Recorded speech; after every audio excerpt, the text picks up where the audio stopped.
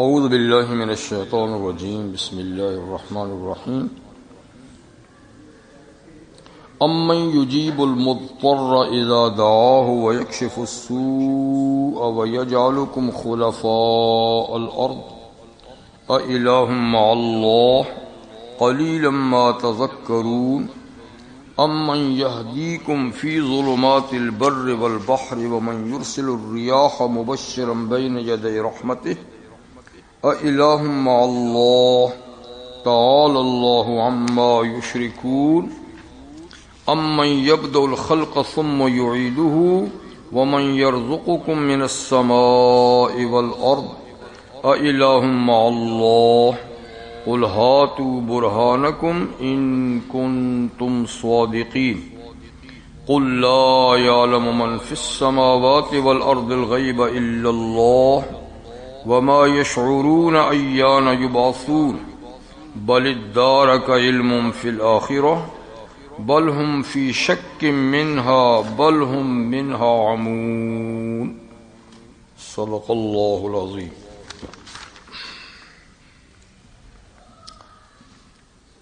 سورۃ النمل کی آیت نمبر 62 سے 66 تک آیات آپ کے سامنے اس وقت تلاوت کی گئی. تو 61 سے شروع انشاءاللہ. امن جعل الارض قرارا وجعل خلالها انہارا وجعل لها رواسیا وجعل بین البحرین حاجزا االہ مع اللہ بل اکثرهم لا یعلمون. ان آیات سے پیشتر آیات میں یعنی اس سے پہلے ایک ہی آیت گزری تھی جس میں امن خلق السماوات والارض سے شروع ہوا. تو اللہ نے دلائل قدرت پیش فرمائے اپنے معبود برحق ہونے پر سوالیہ انداز سے کہ یہ تو دیکھو، یہ تو بتاؤ کہ آسمانوں اور زمین کو کس نے بنایا، اور یہ کہ تمہارے لیے آسمان سے بارش کس نے نازل کی، اور پھر اس بارش سے ہم نے پر رونق باغات اگائے، خوشنما اور پھلوں سے لدے ہوئے باغات ہم نے پانی سے اگائے. تو تم ایسے نہیں تھے کہ ان پودوں کو اور ان درختوں کو اگا سکتے، تمہارے بس کی بات نہیں تھی. بے شک تم نے گٹھلی لگائی ہوگی، بیج ڈالا ہوگا، لیکن تم نے تو ضائع کر دیا. تم نے تو اس کو مٹی میں ملا دیا، خاک میں ملا دیا، لیکن اس کو سنبھالا کس نے، اس کو پالا کس نے، اس سے پھر درخت اور پودے بنائے کس نے، ان پہ پھل لگائے کس نے. تو یہ سب کام تو اللہ کے ہیں. تو تم ہی انصاف سے کہو اِلَٰهٌ مَّعَ اللَّهِ، یہ تو الہ کی شان ہے، جو یہ کام کرے معبود برحق وہ ہوتا ہے. تو کیا اللہ کے ساتھ اور بھی کوئی معبود ہے؟ کیا ان کاموں میں سے کوئی کام کسی اور نے بھی کیا ہے؟ یعنی اس کا اقرار تو تم بھی کرتے ہو، اور جن کو تم معبود مانتے ہو اور خدائی شان ان میں مانتے ہو، انہوں نے اس میں سے کچھ بھی نہیں کیا. تو پھر وہ خدا کیسے ہوئے؟ عبادت ان کی کیسے ہوئی؟ اس اقرار کے باوجود فرمایا بل ہم قوم یعدلون، بلکہ یہ قوم اس کے باوجود اللہ کے ساتھ دوسروں کو حقوق عبادت میں برابر ٹھہراتے ہیں. حقوق عبادت میں برابر کیا، بلکہ اللہ سے بھی زیادہ عبادت نہیں کی کرتے ہیں. تو اسی سلسلے میں اب آیت نمبر 61 امن جعل الارض قرارا، جیسے زمین بنائی اللہ نے، آسمان بنایا اللہ نے، تو زمین کو ٹھہرنے کی جگہ کس نے بنایا؟ قرار. قرار کا معنی یہ کہ وہ حرکت اضطراری نہ کرے، ایسی حرکت نہ کرے کہ جس کے اوپر کوئی رہ نہ سکے، کوئی عمارت نہ رہ سکے، کوئی آدمی نہ چل سکے. تو اس طرح کی حرکت کو روکا کس نے؟ ٹھہرنے کے قابل کس نے بنایا؟ زمین کو قرار کس نے دیا؟ اور پھر وجعل خلالها انہارا، پھر زمین کے بیچوں بیچ نہریں کس نے بہائیں؟ ایک تو بحر محیط ہے نا، پوری زمین کو گھیرا ہوا دریا جی، اور ایک پھر زمین کے اندر چھوٹے بڑے دریا قدرتی طور پہ جو بہتے ہیں جی۔ تو فرمایا کہ یہ تم نے تو کھود کے نہیں بنائے، یہ دریا کس نے بنائے اور ان میں پانی کس نے جاری کیا؟ وجعل رواسیا، اور زمین کو پرسکون بنانے کے لیے اس پر بڑے بڑے پہاڑ کس نے لگائے؟ پہاڑ رواسی۔ تو اس کا مطلب یہ ہے کہ زمین جب پیدا کی گئی تو اس کے چاروں طرف پانی ہے، اور 3 حصے پانی اور 1 حصہ اللہ نے اس کو خشک بنایا ہے۔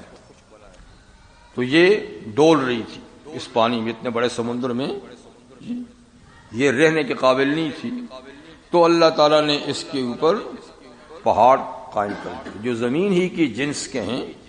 تو پہاڑ کیلوں کی طرح یعنی اوپر سے مضبوط ٹھونک دیے، اس اندازے سے ٹھونک دیے کہ زمین کی وہ حرکت جس کی وجہ سے کوئی اس پہ رہ نہیں سکتا تھا وہ ختم ہو گئی۔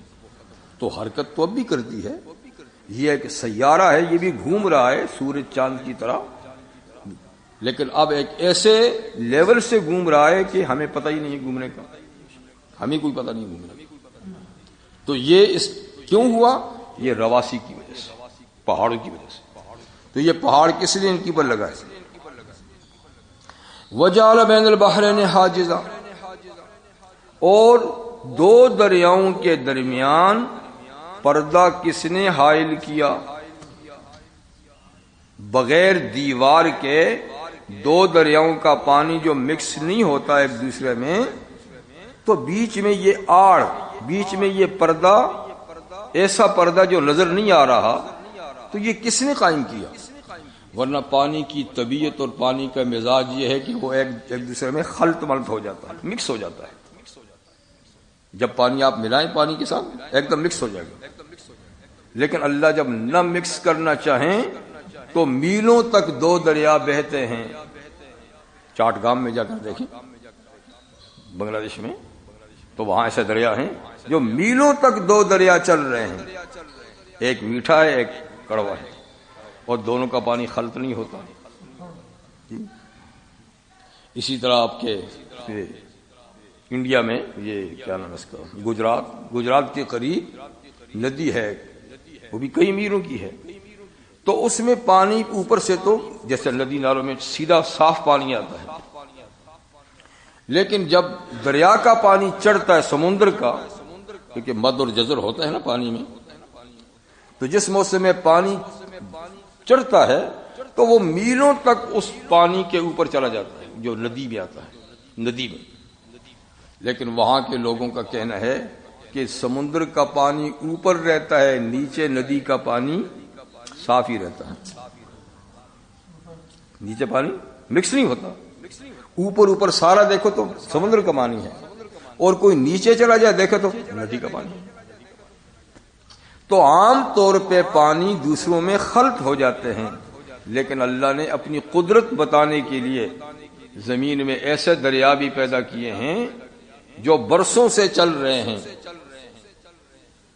تو ان کے پانی خلط نہیں ہوتے، وہ اس طرح تہبتے بھی ہیں، اس طرح بھی چل رہے ہیں۔ فرمایا کہ یہ کارنامہ کس کا ہے؟ تم یعنی پانی کو یوں بہا کے دکھاؤ۔ الہ مع اللہ، یہ صفات تو اللہ کی ہیں، یہ قدرت تو اس کی ہے، تو کیا اللہ کے ساتھ اور بھی کوئی لائق عبادت ہے؟ بل اکثرہم لا یعلمون، بلکہ اکثر ان لوگوں میں جو ہیں بے علم ہیں، ان کو اس چیز کا علم ہی نہیں ہے کہ معبود کون ہوتا ہے، عبادت کے کیا لوازمات ہیں، عبادت کی کیا شرائط ہے، معبود میں کیا صفات ہونی چاہیے۔ تو اس لیے وہ اٹھا کر بناتے ہیں اپنے ہاتھ سے، اور انہی کے سامنے ہاتھ جوڑتے ہیں، سجدہ کرتے ہیں، خود ہی بناتے ہیں، خود ہی ان کی حفاظت کرتے ہیں۔ اتنی بھی عقل نہیں کہ ہم نے بنائے ہیں اور ہم ان کی حفاظت نہ کریں تو کوئی اس کو چرا کر لے جائے, کوئی ان کو توڑ دے, یہ اپنا تحفظ بھی نہیں کر سکتے. لیکن اس کے باوجود کہ بڑے بڑے بیرسٹر ہیں, سائنسدان ہیں, سیاستدان ہیں جی, اور کیا کیا انہوں نے انجینئر ہیں, لیکن اتنی عقل نہیں کہ ہم کس کے سامنے سر بسجود ہو رہے ہیں, کس کے سامنے ہاتھ اٹھا رہے ہیں. تو مت ماری گئی, اس کو کہتا مت ماری گئی. تو اللہ پوچھتے ہیں الہ مع اللہ, معبود کی صفات تو یہ ہیں, تم نے جو بنایا تو کوئی صفت بتاؤ. بلکہ یہ لوگ بے علم ہیں. بے علم کا معنی یعنی اللہ کا علم ان کو, اللہ کی معرفت نہیں. یوں تو ماشاءاللہ بڑے با علم ہیں اور ہمیں بے علم سمجھتے ہیں, لیکن اللہ کے بارے میں خود بے علم ہے جی. امن یجیب المضطر, یہ سب سوالات ہیں. کیا وہ ہستی, وہ ذات, یجیب المضطر, جو پریشان حال کی دعاؤں کا جواب دیتا ہے, جو پریشان حال کی پریشانی کو دور کرتا ہے. تو مضطر کہتے ہیں, اضطرار کا معنی ہوتا ہے یعنی ایسی کیفیت انسان پہ آ جائے کہ جس کا کوئی حل اس کے سامنے نہیں, ایسی حالت پیش آ جائے.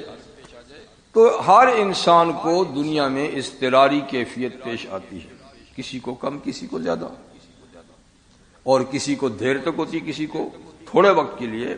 لیکن ہر آدمی ایسی کیفیت سے ضرور دوچار ہوتا ہے کہ اس پر پریشانی آتی ہے, اور جب پریشانی آتی ہے تو اس کو دور کرنے کے اسباب انسان اختیار کرتا ہے, دوسروں سے مدد مانگتا ہے, میری پریشانی دور کر دو جی. بیمار ہے تو علاج معالجہ کرتا ہے جی.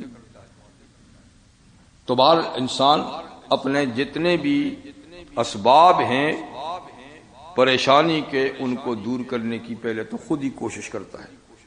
پہلے گھر میں علاج کرتے ہیں, وہ نہ ہو تو ڈاکٹر کے پاس جاتے ہیں جی.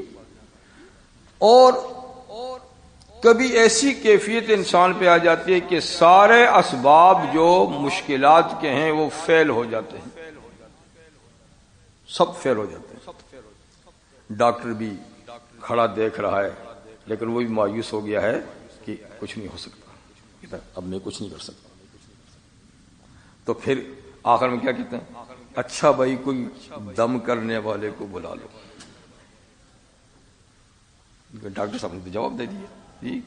گھر کا علاج بھی سود مند نہ ہوا اور معالج کا علاج بھی سود مند نہ ہوا. وہ کہتے ہیں من راق, کوئی ہے جھاڑ پھونک کرنے والا, اس کو بلا لو. اور اس سے بھی کچھ نہیں ہوتا, اس سے بھی نہیں ہوتا. تو پھر آخر میں کیا ہوتا ہے, بس جی اللہ سے دعا کرو. بس جی, ارے بھائی پہلے ہی کر لیتے نا. لیکن اب اسباب ختم ہو گئے نا, ٹھیک ہے نا. تو روحانی علاج بھی کرا دیا, مادی علاج بھی کرا دیا, سارے علاج کر دیے. تو اب ڈاکٹر بھی کہتے ہیں بھائی اب ہمارے پاس کوئی علاج نہیں ہے, بس دعا ہی ہے. گھر والی بھی کہتے ہیں جی بس اب دعا ہی وسیلہ رہ گیا ہے. اور مریض بھی کہتا ہے بس دعا کرو جی.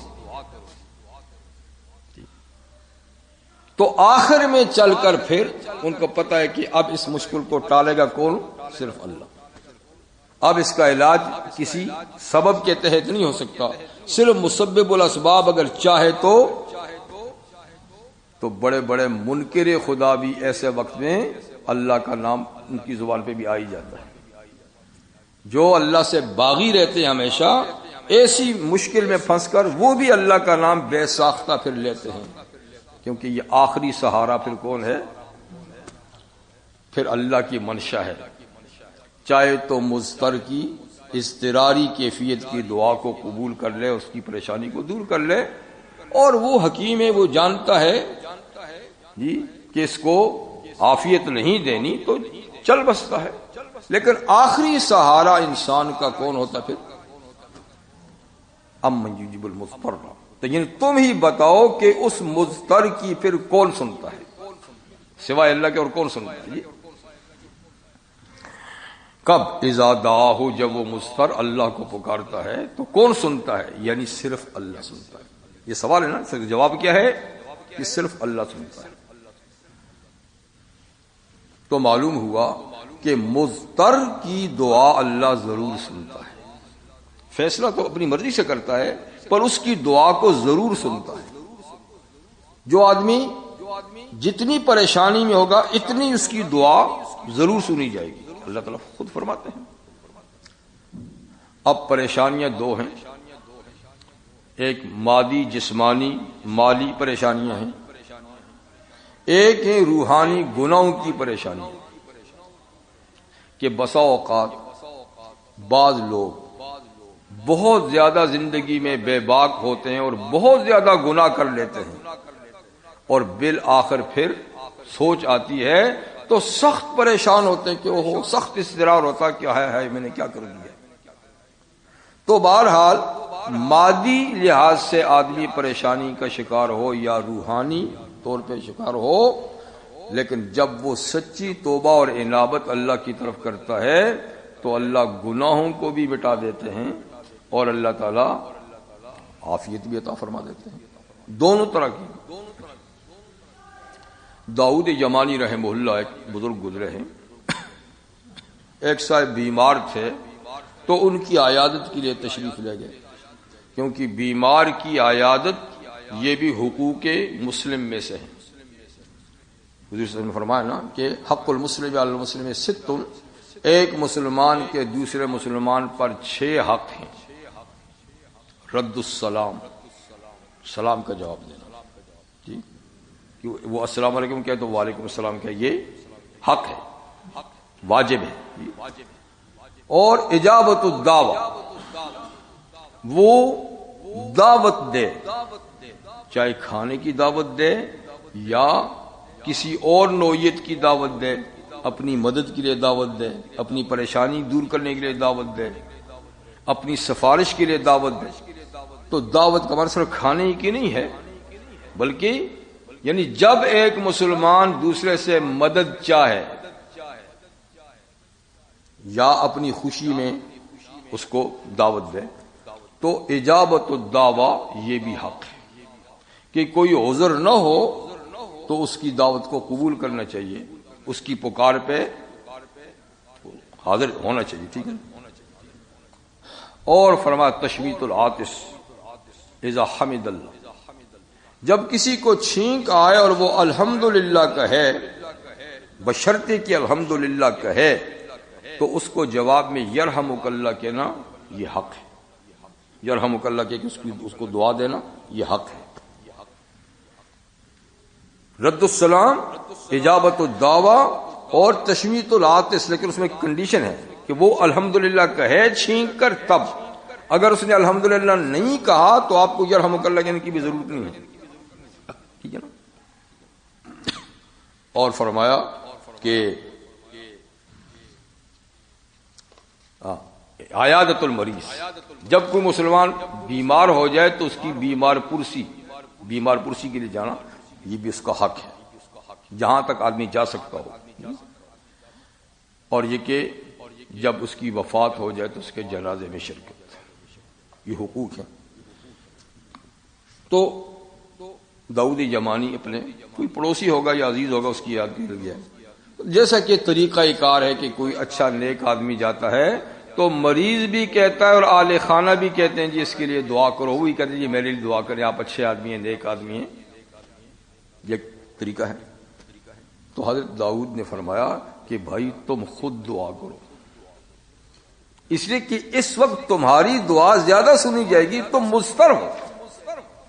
مضطر ہو اور مضطر کی دعا اللہ ضرور قبول کرتے ہیں، تو تم خود دعا کرو، تمہاری دعا میری نسبت سے زیادہ لگے گی۔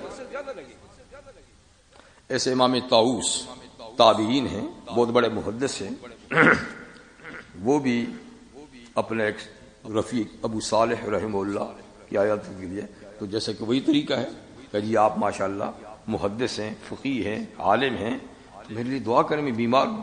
کہا میاں آپ خود دعا کرو کہ تم مضطر ہو، پریشان حال ہو. جس درد دل سے تم دعا کرو گے ایسا دوسرا کہاں کرے گا؟ دکھیا دل جیسے دعا کرتا ہے خلوص سے، اتنا دوسرا. تو تم خود دعا کرو، میں آمین کہوں گا. تمہاری دعا پہ میں آمین کہوں گا تو میں بھی شریک کی دعا دوں گا، لیکن کرو تم، اس لیے کہ مضطر کی دعا اللہ ضرور قبول فرماتے ہیں. تو اللہ فرماتے ہیں کہ دیکھو مضطر کی دعا کون قبول کرتا ہے؟ جب سارے اسباب فیل ہو جاتے ہیں اور بندہ فقط اللہ کو پکارتا ہے تو اس کی دعا کون سنتا ہے؟ یعنی فقط اللہ ہی سنتا ہے اور بھی نہیں سنتا. تاریخ ابن عساکر، یہ بہت بڑی ہسٹری کی، اسلامک ہسٹری کی کتاب ہے، 80 جلدوں میں مصنف نے لکھی ہے. 80 پتہ نہیں کہاں تک ہوگی، لیکن وہ ساری ہیں نہیں، ملتی نہیں ہیں. کچھ جلدیں اس کی ابھی نئی طور پہ چھاپی ہیں. تو امام ابن عساکر بڑے محدث، بڑے مورخ گزرے ہیں، بڑی لمبی تفسیر. تو انہوں نے اپنی اس تاریخ میں، ہسٹری میں ایک آدمی کا واقعہ لکھا ہے، اور وہ کہتے ہیں کہ یہ قصہ اس آدمی نے خود مجھے سنایا جو اس پر بیتی ہے. یہ واقعہ خود اس کے ساتھ، جس کے ساتھ ہوا ہے، اس نے کہتے ہیں مجھے خود سنایا ہے. تو کہتے ہیں کہ ایک شخص نے مجھے بتایا کہ میں کرائے پہ خچر چلاتا تھا. میرے پاس ایک خچر تھا، لوگوں کا سامان کرائے پہ ان کے مقام تک پہنچاتا تھا، کرائے لیتا تھا. تو دمشق سے مال اٹھاتا تھا، پھر جہاں جہاں جس نے جانا ہوتا تھا اپنے گاؤں وہاں تک پہنچا دیتا تھا. تو کہتے ہیں ایک صاحب آئے، جس طرح میں کھڑا تھا، تو اس نے کہا کہ مجھے میرا سامان پہنچانا ہے. میں نے کہا ٹھیک ہے لاؤ. تو اس کا سامان میں نے خچر پہ لادا. تو ہم دونوں چلے. تو اس جگہ جہاں اس نے جانا تھا، اس کا جو مشہور و معروف رستہ تھا، میں اسی رستے پہ چلا. لیکن اس نے کہا کہ نہیں، دوسرے رستے پہ جائیں، یہ بڑا لمبا رستہ ہے اور دوسرا مختصر رستہ ہے. میں نے کہا بھائی ہوگا، لیکن مجھے تو نہیں معلوم، مجھے تو یہی سڑک معلوم ہے. اس نے کہا کوئی بات نہیں، تو مجھے تو معلوم ہے نا، تو میں آپ کو مختصر شارٹ رستے سے لے جاتا ہوں. کہتے میں نے کہا ٹھیک ہے. ہم چلے، شہر سے دور گئے تو ایک خوفناک وادی میں مجھے لے گیا. ایسی وادی میں دیکھا کہ چاروں طرف انسانی ہڈیاں ہی ہڈیاں پڑی ہیں، انسانوں کی ہڈیاں. تو مجھے بڑا خوف لگا.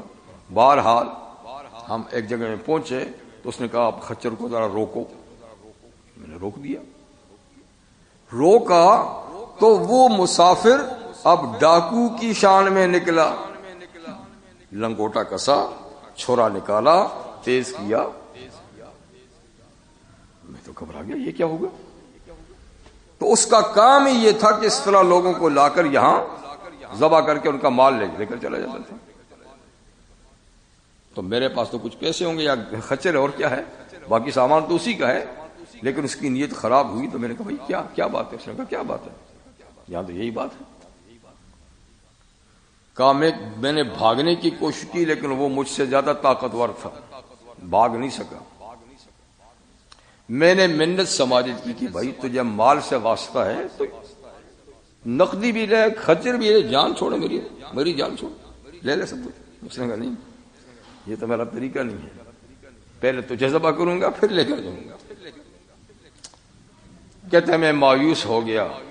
میں نے کہا اچھا اب موت تو یقینی ہے، تو چھوڑنے والا نہیں ہے، تو کم سے کم مجھے 2 رکعت نماز تو آخری پڑھنے.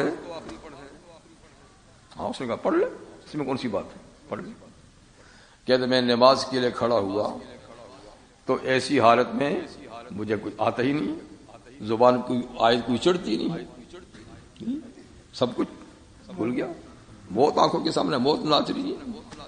کہتے بس بہت سوچ بچار کی تو یہی ایک آیت جو ہے نا، امن یجیب المضطر، یہی زبان پہ ہے، بس یہی پڑھی میں نے. اب نماز تو کہاں ہے جی، نہ سورہ فاتحہ یاد ہے نہ اور سورج یاد ہے. امن یجیب المضطر دل کے خلوص سے میں نے پڑھی، دل کے خلوص سے پڑھی. بس آیت پڑھی ہی کیا تھی کہ میں نے دیکھا سامنے سے گھوڑے پہ ایک آدمی سوار ہے، وہ آ رہا ہے، تیزی سے آ رہا ہے، اس کے ہاتھ میں نیزہ ہے یا برچھا ہے جو بھی ہے، آتے ہی اس نے اس کو لٹایا نیچے ڈاکو کو، اور اس کے پیٹ میں چھرا گھونپ دیا، ختم کر دیا، ختم کر کے اپنے گھوڑے پہ چڑھ کے واپس ہو گیا۔ میں دوڑا اس کے پیچھے، میں نے کہا بھائی تو کون ہے، کہاں سے آیا اس مشکل میں، تو نے میری مدد کی، تو آخر آیا کہاں سے؟ اس نے کہا وہی جو مضطر کی سنتا ہے نا، اس نے بھیجا ہے، تو نے جس کو پکارا تھا اس کا بھیجا ہوا آیا ہوں، ڈیوٹی پوری کر لی، اب تو جان تیرا کام جانے، میں واپس گیا، میں تو ڈیوٹی تھی۔ تو کبھی ایسا ہوتا ہے، کبھی ایسا ہوتا ہے، بس یہ تو یہ ہے کہ آدمی کس خلوص سے پڑھتا ہے، کتنے درد سے پڑھتا ہے، کتنی تکلیف سے پڑھتا ہے، کتنے یقین کامل سے پڑھتا ہے۔ تو امن یجیب المضطر، کون ہے جو مضطر کی دعا قبول کرتا ہے، پریشان حال کی دعا قبول کرتا ہے۔ امام احمد رحمہ اللہ نے اپنی کتاب مسند احمد میں واقعہ لکھا ہے کہ نبی کریم صلی اللہ علیہ وسلم کی خدمت میں قبیلہ جہیم کا ایک شخص آیا، آتے ہی اس نے پوچھا کہ آپ کس چیز کی دعوت دیتے ہیں، آپ کا میسج، آپ کا پیغام کیا ہے؟ مطلب کہ وہ نیا آدمی تھا، اس کو پتہ نہیں تھا، سنا ہوگا نا کہ وہ نبی ہیں، تو آپ کا کیا میسج ہے، پیغام کیا ہے؟ تو حضور نے فرمایا ادعو الی اللہ وحدہ، میں ایک خدا کی عبادت کی دعوت دیتا ہوں، کہ اللہ کو ایک مان کر ہر قسم کی عبادت کا مستحق اس کو سمجھ، اس کی دعوت دیتا ہوں۔ پھر حضور نے فرمایا کہ وہی رب، اب اللہ کی صفات بیان کرتے ہیں کہ وہی رب جس کی میں عبادت کی دعوت دیتا ہوں، وہی رب کہ جب تو کسی مشکل میں پھنس جائے تو مشکل کو صرف وہی دور کرتا ہے، مشکل کو صرف وہی دور کرتا ہے، اور جب تو کسی جنگل میں رستہ بھٹک جائے، رستہ تجھ سے بھول جائے تو رستے کی رہنمائی وہی کرتا ہے۔ تو میں اس خدا کی عبادت کی دعوت دیتا ہوں جو ہر مشکل میں وہی کام آتا ہے، ہر مشکل میں۔ اس نے اتنی بات سمجھنی تھی، میں سچ سمجھا، سمجھ میں آ گیا، اس نے قبول کر لیا، ٹھیک ہے۔ جانے لگا تو کہنے لگا کہ حضور مجھے کچھ نصیحتیں بھی کر لی، کچھ خاص باتیں بتا دیجیے، نصیحت کی باتیں۔ آپ نے فرمایا پہلی بات تو یہ کہ لا تسبن احد، کسی کو گالی نہیں دینا، کسی کو گالی نہیں دینا، چاہے انسان ہے، چاہے جانور ہے، چاہے اللہ کی کوئی بھی مخلوق ہے، اس کو گالی نہیں دینا۔ اس لیے کہ برا کلمہ جب بھی آدمی کسی کے لیے بولتا ہے تو وہ محل اور موقع تلاش کرتا ہے کہ میں جس پہ بولا ہوں وہ اس کا مستحق ہوں، ہے کہ نہیں، اگر ہے تو اسی پہ جا کے فٹ ہو جاتا ہے، نہیں تو وہ گھومتا پھرتا آنے والے پہ لگ جاتا ہے، جس نے بولا تھا اسی پہ لگ جاتا ہے کہ اس کا جو تو نے بولا تھا باہر تو کوئی ہے نہیں ہے، لہذا تو اس کا مستحق ہے۔ گالی کسی کو نہیں دینا، انسان ہے نا، جب کسی سے پریشان ہوتا تو کچھ نہ کچھ کہہ ہی دیتا ہے۔ وہ ایک شخص جا رہا تھا تو تیز ہوا چلی تو اس کا تہبند جو ہے اٹھ گیا، تو اس نے ہوا کو گالی دے دی۔ تو حضور نے فرمایا ہوا کو گالی، یہ خود چلتی ہے کیا؟ یہ تو اللہ چلاتے ہیں تو چلتی ہے، اس کی کیا مجال کہ یہ خود چلے اور تمہارے کپڑے کو اٹھائے؟ یہ تو محکوم ہے، اللہ کی مامور ہے، خود تو نہیں چلتی، خبردار جو ہوا کو۔ اور فرمایا لا تسبوا الدیک فإنه یوقظ للصلاۃ، مرغے کو گالی مت دیا کرو، نماز کے لیے جگاتا ہے۔ اب ظاہر بات ہے نمازی تو نہیں کچھ کہے گا، وہ تو کہے گا بہت اچھی آزان دے رہا ہے، اچھے میں جاگ گیا اس کی آزان سے، لیکن جس نے نماز نہیں پڑھنے کا دیکھا نا، نیند سے مجھے میری نیند خراب کر دی، تو وہ بکی جاتا ہے کچھ نہ کچھ، اس نے منہ اندھیرے بول کر میری نیند خراب کر دی۔ تو ایسے لوگ پھر کچھ کہہ دیتے، حضور نے فرمایا کہ نہیں، مرغے کو گالی مت دو، وہ تو نماز کے لیے جگاتا ہے، تمہارا محسن ہے۔ اسی طرح لوگ کہتے ہیں زمانہ برا ہے، تو حدیث قدسی ہے، حدیث قدسی میں یہ ہے کہ اللہ تعالیٰ کا فرمان حضور نقل کرتے ہیں کہ اللہ تعالیٰ نے حضور صلی اللہ علیہ وسلم کو بتایا کہ مجھے ابن آدم ستاتا ہے۔ کیسے ستاتا ہے اللہ؟ آپ کو کون ستا سکتا ہے؟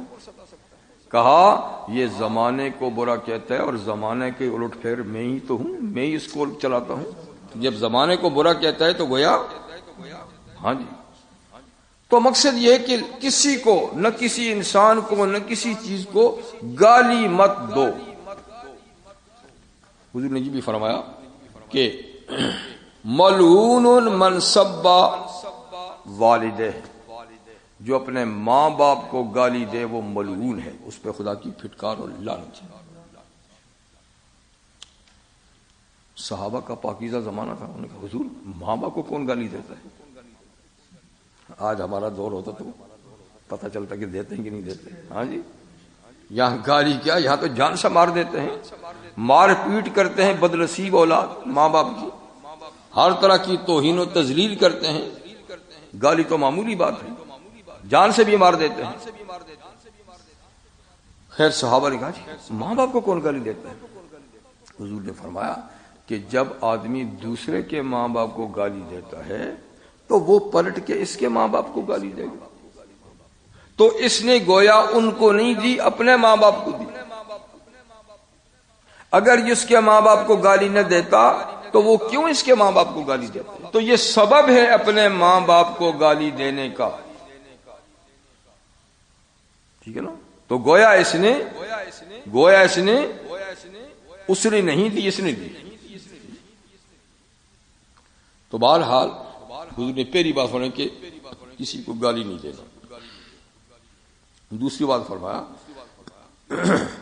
کہ کسی نیکی کے کام کو حقیر اور معمولی سمجھ کے مت چھوڑ دیں، یہ تو معمولی کام ہے۔ نیکی ہے، وہ بالکل معمولی ہو یا اعلیٰ درجے کی ہو، لیکن نیکی ہے، فائدہ مند ہے۔ تو نیکی جیسی بھی ہے اس کو معمولی سمجھ کے مت چھوڑو، بلکہ اس کو کر لو۔ کبھی کبھی بالکل معمولی سی نیکی جو ہے وہی نجات کا ذریعہ بھی بن جاتی ہے۔ تو اللہ کو تو ڈھیروں ساری نیکیوں سے غرض نہیں ہے، وہ تو وزن دیکھتے ہیں کہ نیکی کا وزن کیا ہے۔ کبھی چھوٹی نیکی میں اتنا وزن ہو جاتا ہے اسی سے کام بن جاتا ہے۔ جیسے میں نے آپ کو شاید سنایا ہوگا امام ابو داؤد کا واقعہ، یاد ہے؟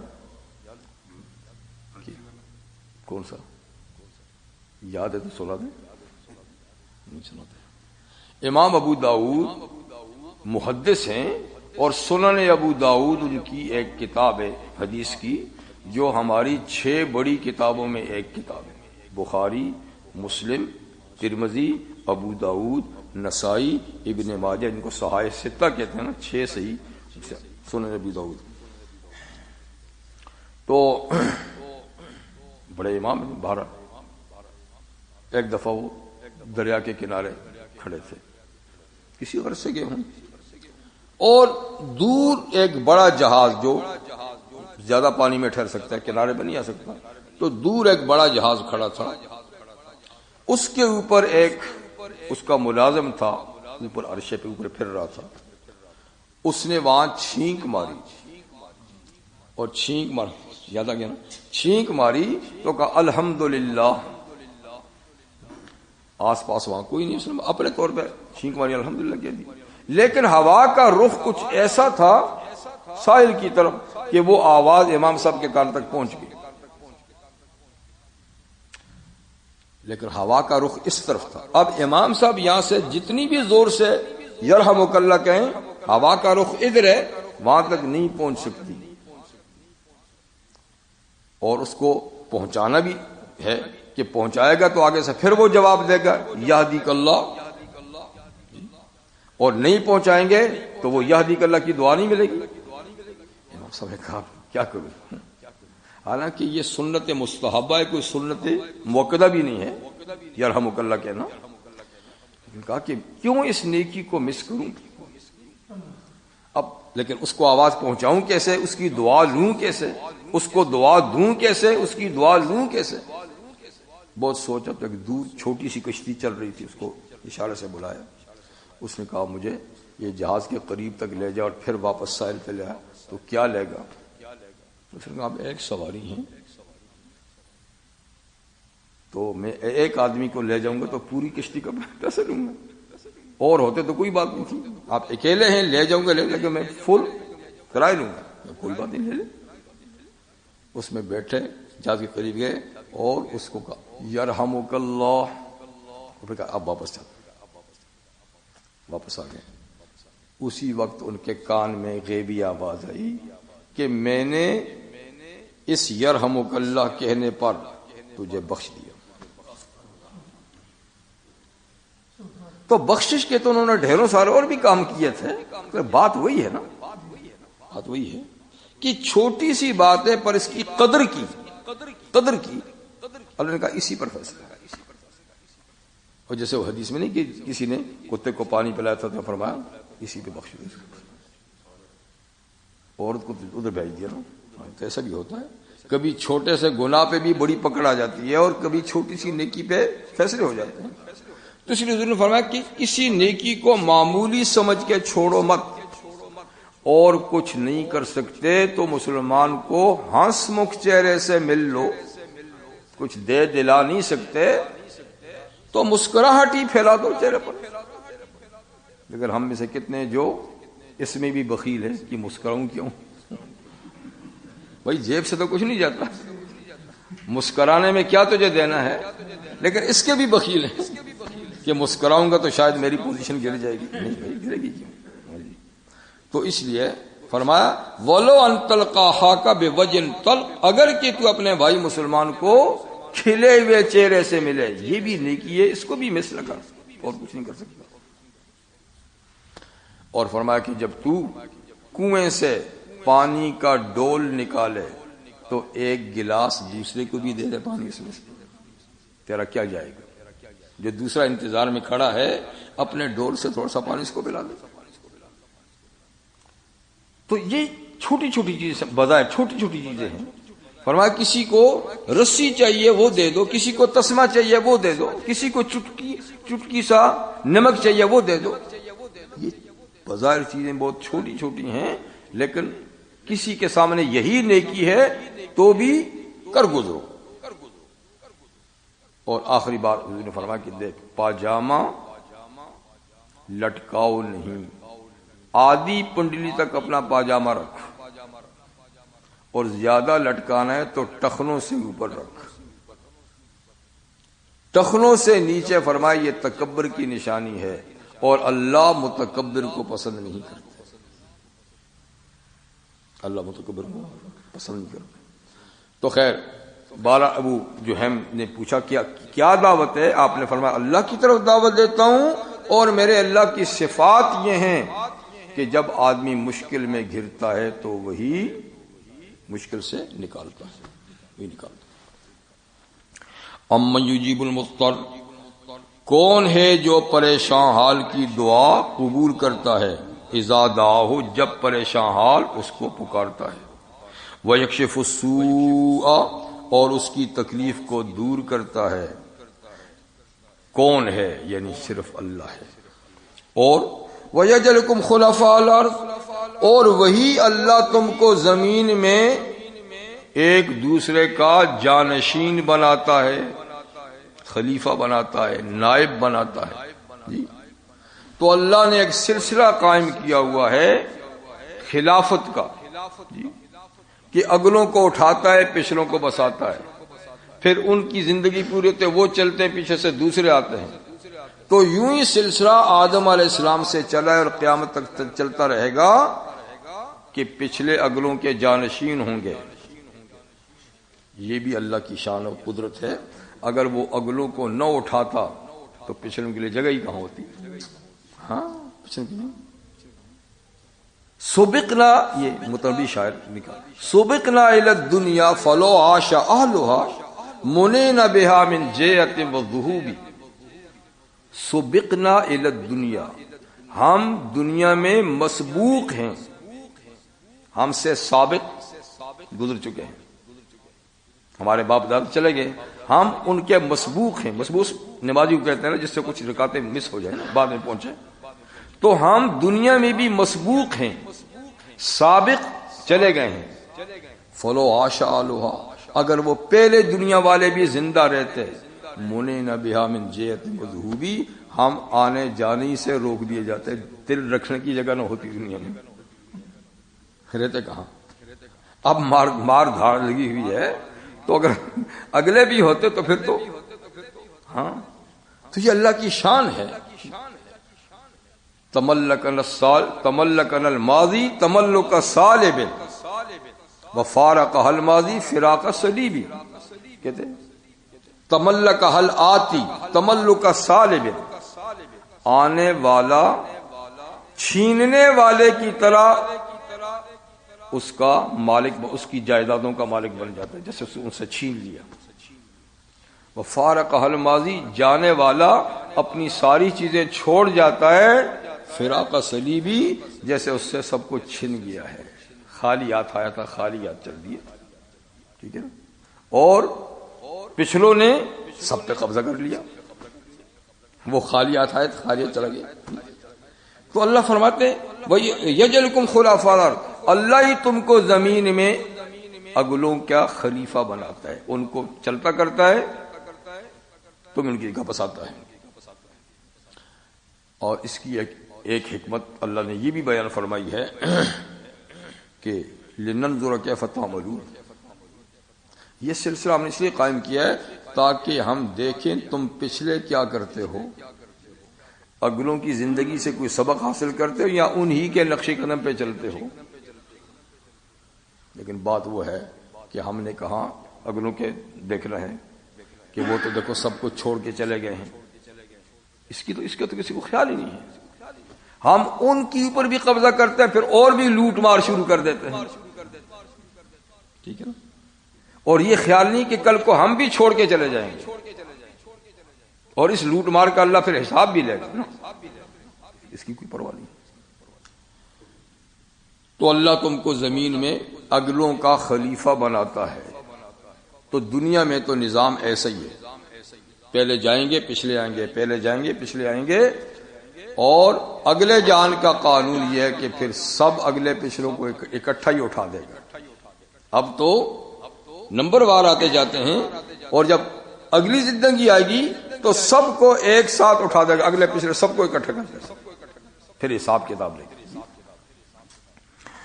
الہ مع اللہ، یہ شان تو اللہ کی ہے، تو کیا اللہ کے ساتھ کوئی اور معبود ہے؟ یعنی نہیں۔ قلیلا ما تذکرون، تم میں بہت تھوڑے ہیں جو نصیحت حاصل کرتے ہیں ان باتوں سے، ان پہ غور کرتے ہیں، بہت کم لوگ غور کرتے ہیں۔ امن یہدیکم فی ظلمات البر والبحر، اچھا یہ تو بتاؤ کہ خشکی اور سمندر کے اندھیروں میں تمہاری رہنمائی کون کرتا ہے؟ جب سمندر میں تاریکی میں اندھیرے میں رستہ کھو جاتے ہو تو سیدھا رستہ کون بتاتا ہے؟ یا خشکی کے اندر پہاڑوں میں بیابانوں میں جب تم سفر کرتے ہو اور جب تم سے رستے غلط ہو جاتے ہیں تو تمہاری رہنمائی کون کرتا ہے؟ اس کے رہنمائی کے اسباب کس نے پیدا کیے ہیں؟ اب رہنمائی کیسے ہوتی ہے؟ ظاہر بات ہے کہ کوئی آتا تو نہیں ہمارے پاس وہاں، لیکن رہنمائی کے اللہ نے اسباب بنائے ہیں۔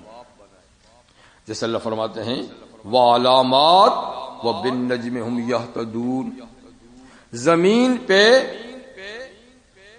اللہ نے علامات، نشان قائم کیے ہیں، مونامنٹ، پہاڑ، پتھر، وادیاں، اور آسمان میں خدا نے ستارے بنائے۔ سمندر میں بھٹک جاؤ، ستاروں سے رہنمائی ہوتی ہے پہلے زمانے میں۔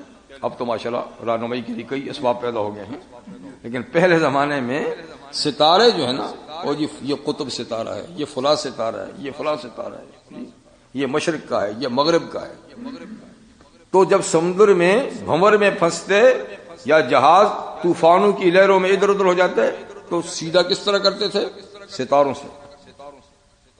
اور زمین پہ جاؤ تو پہاڑ نشان ہے، وہ پہاڑ ہے، اس کی پرلی طرف فلاں ہے، وہ پہاڑ ہے، اس سے اس طرف فلانا شہر ہے جی۔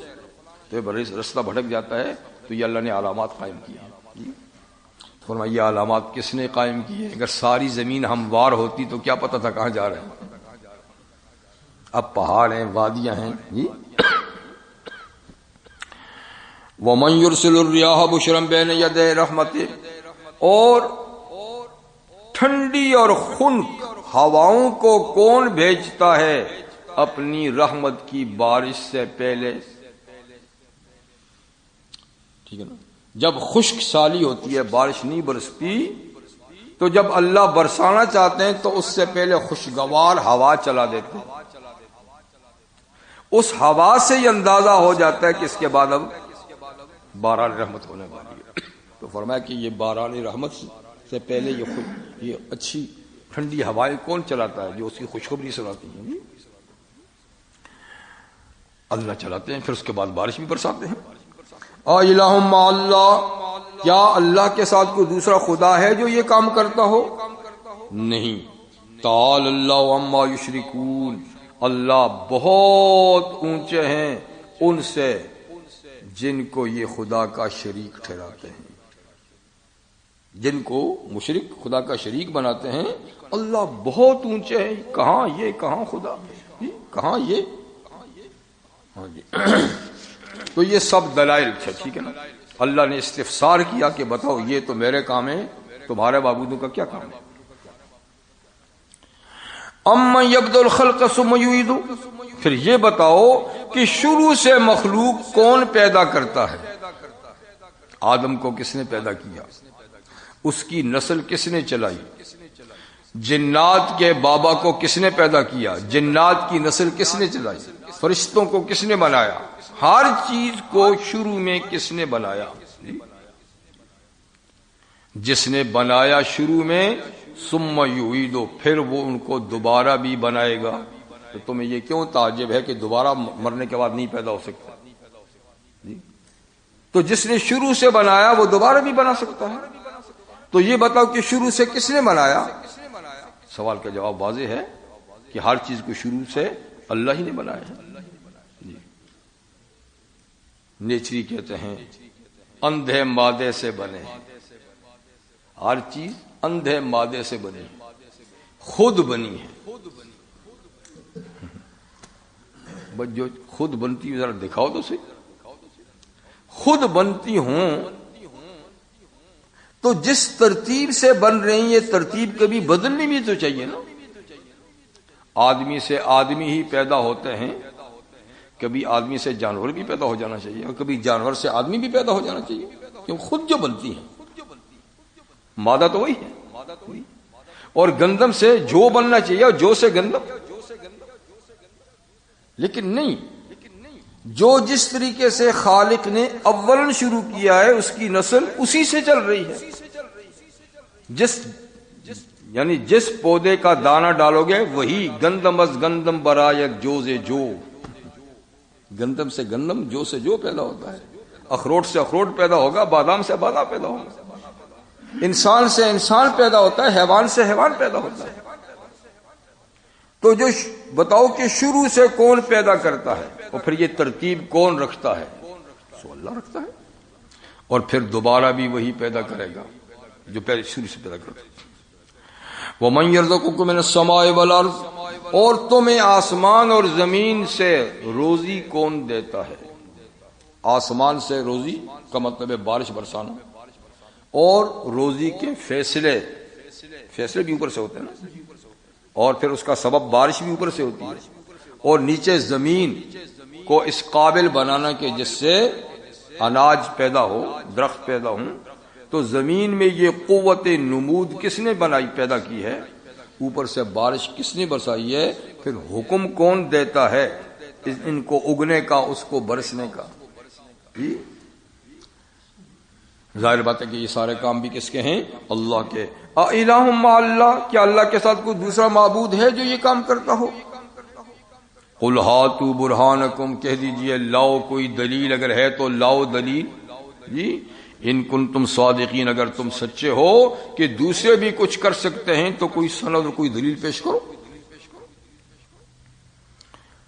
اب آخری بات جی کہ معبود کی ایک صفت یہ بھی ہے کہ صرف یہ نہیں کہ وہ پیدا ہی کرتا ہے، سنبھالتا ہی ہے، بلکہ وہ سب کی خبر بھی رکھتا ہے، سب کی خبر بھی رکھتا ہے۔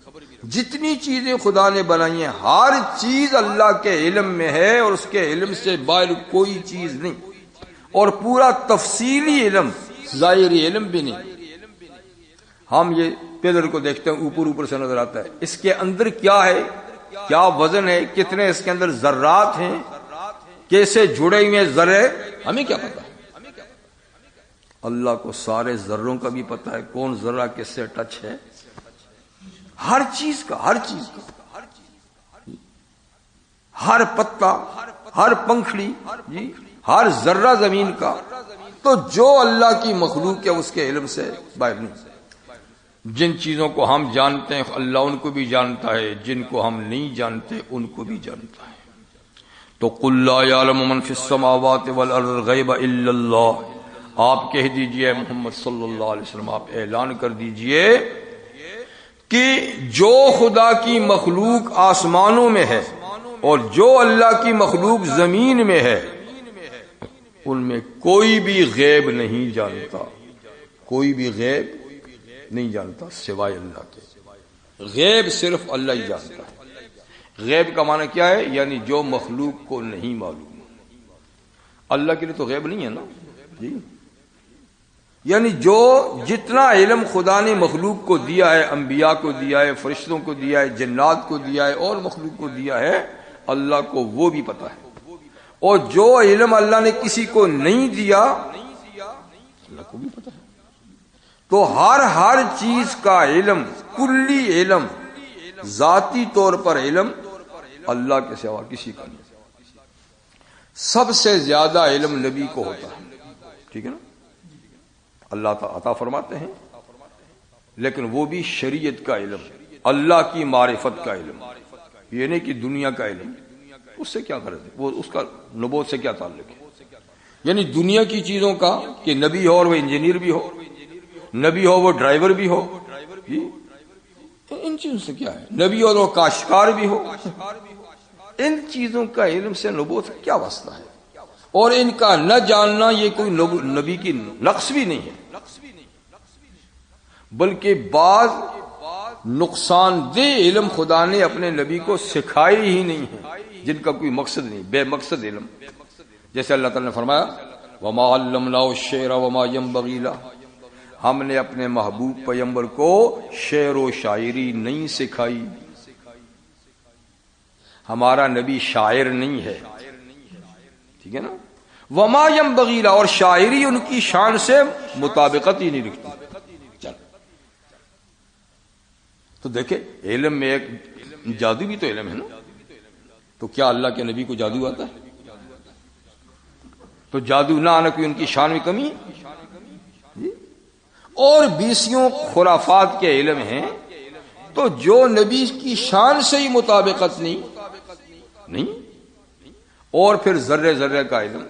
ہاں یہ کہو حضور نے فرمایا بھی اوتی تو علم الاولین والآخرین، مجھے اگلے پچھلوں کا علم خدا نے دیا، یعنی جتنا علم اللہ نے اور انبیاء کرام کو دیا مجھے بھی اللہ نے دیا، اپنی معرفت کا علم، شریعت کا علم۔ شریعت کی کوئی بات نبی سے محفوظ یعنی مخفی نہیں ہوتی، لیکن بہرحال کوئی غیب دان نہیں. ابن حجر عسقلانی رحم اللہ بخاری شریف کے بڑے شارح ہیں، لکھتے ہیں جو سورہ کاف میں واقع موسیٰ اور حضرت علیہ السلام کا اس پر انہوں نے لکھا ہے کہ موسیٰ علیہ السلام تقریر کر رہے تھے. نبی جب تقریر کرتا ہے تو ماشاءاللہ کیا بات ہوگی. کسی نے جلسے میں پوچھا کہ آپ سے بڑا بھی کوئی عالم ہے؟ تو موسیٰ علیہ السلام کی زبان سے یہ بات نکلی کہ نہیں. ایک لحاظ سے انہوں نے ٹھیک کہا کہ اس وقت وہ خدا کے جلیل القدر پیغمبر ہیں اور وقت میں امت میں پیغمبر سے بڑا عالم کوئی نہیں ہوتا. انہوں نے ٹھیک ہی کہا، لیکن اللہ کو یہ لفظ ذرا کہ انہوں نے میرے حوالے کیوں نہیں کر دیا کہ خدا بہتر جانتا ہے. جی تو بڑوں کی اتنی سی بات بھی بڑی ہوتی ہے، ورنہ بات کوئی اتنی بڑی نہیں تھی. پر موسیٰ علیہ السلام کی زبان سے تو فرمایا، وہی آئی کہ موسیٰ میرا ایک بندہ ہے، اس کے پاس علم ہے. موسیٰ چونک کے اچھا، میں تو سمجھا تھا کہ میرے ہی پاس ہے. یا اللہ اگر وہ ہے تو مجھے رستہ بتائیے، میں اس سے بھی کچھ سیکھ لوں. میں تو سمجھا تھا کہ میرے ہی پاس کہنا ہے. حالانکہ جس کے پاس تھا موسیٰ علیہ السلام کا علم نہیں تھا اس کے پاس، وہ اور تھا، لیکن صرف اللہ تعالیٰ نے ان کی سرزش نہیں کرنی تھی. ہاں ہے.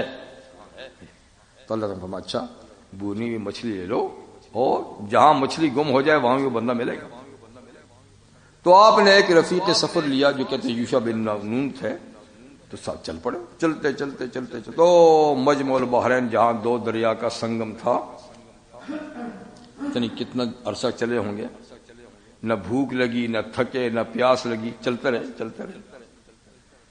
تو مجمع البحرین میں پہنچے تو وہاں تھکاوٹ محسوس ہوئی، یار یہاں تھوڑا سا آرام کر لیتے ہیں.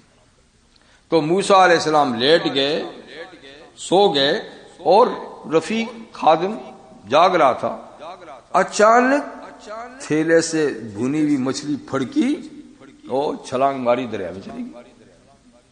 وہ جہاں چلی گئی وہاں ٹنل بن گیا. ایسے تو پانی مل جاتا نا فوراً، نہیں، ٹنل بن گیا. وہ حیرت سے دیکھتے رہے دیکھتے رہے، خیر چلی گئی. تو موسیٰ علیہ السلام جب جاگے تو ان کو یاد نہیں رہا کہ وہ مچھلی کا قصہ ان کو بتایا، بھول گئے. چلو بھائی چلتے ہیں. چل پڑے پتہ نہیں کتنا چلے ہوں گے آگے. پھر کہا کہ بھوک لگی ہے، وہ ناشتہ جو لائے تھے لاؤ نا مچھلی کا. او حضرت، وہ تو جہاں ہم آرام کر رہے تھے وہیں پھڑک کر دریا میں چلی گئی، اور عجیب سا اس نے رستہ بھی بنایا. تو میں آپ کو بتانا بھول گیا اور شیطان نے بھلا دیا. اچھا کہاں، وہیں تو ٹھہرنا تھا ہم نے. واپس جاؤ. تو واپس پہنچے تو وہاں وہ اللہ کا بندہ چادر تانے لیٹا ہوا تھا. اس وقت تو نہیں تھا، جب واپس گئے تو تھا. سلام کیا، خیر بات چیت ہوئی.